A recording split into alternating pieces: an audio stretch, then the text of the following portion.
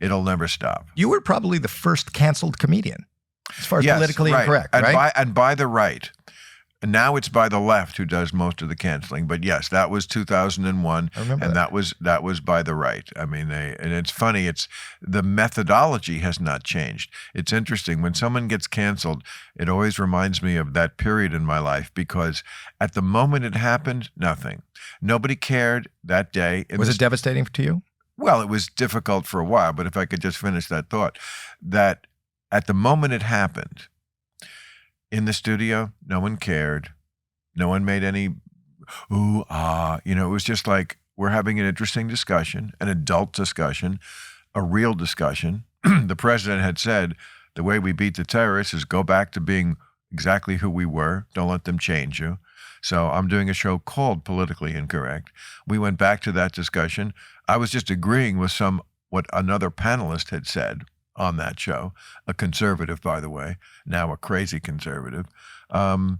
And it was the fact that someone in the days after could take that and gin up the mob. Because again, if somebody hadn't... Social media wasn't even big. No, but you could do chain emails and talk radio was big and morning disc jockeys were big. And the people who hated me for a number of other things, mostly probably about religion and so forth. But it really started with somebody, I think it was in Houston, some disc jockey who hated me. And let's get this guy. Can you believe he said this? And then you get more people and more people. And you get just a lot of people going, okay, yeah, sure, I'm mad. Yeah, I wasn't thinking about being mad, but now that you mention it, I'm very mad. And I've seen this play out over and over with other people in other scandals. And I'm like, oh, I know that very well. But also you were on an ad-supported network with ABC. Well, of course, that's just how you do it. But the psychology of getting people upset when they weren't really to begin with, it's so interesting. And it's so gross because it's not real. It's so deceptive. But so you were canceled and... Well, we did the show for another 9 months. Almost my favorite time of Politically Incorrect because it was kind of a more serious time in America because it was right after the attacks.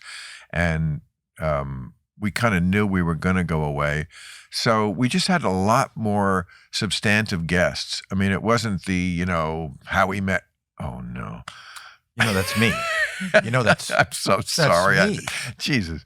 I meant to say Carrot Top. Yeah. But that we were canceled. And then, it was only 6 months before I was back on HBO. So, for the people who wanted to slay me, they did a terrible job because I wound up in a better place. Yeah, but it's just scary. Go ahead. It is scary.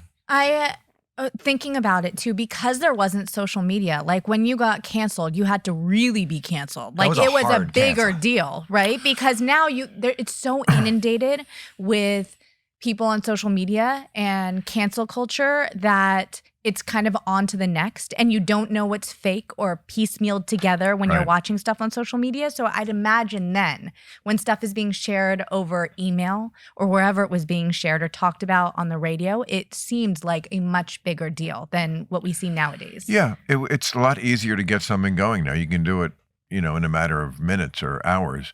It did take a little more work, like everything did back then. But do you get more vitriol now? Like, even though you're not being canceled, are you getting more? I have no idea. I never read it. I don't care. You don't look at comments or anything? Absolutely not.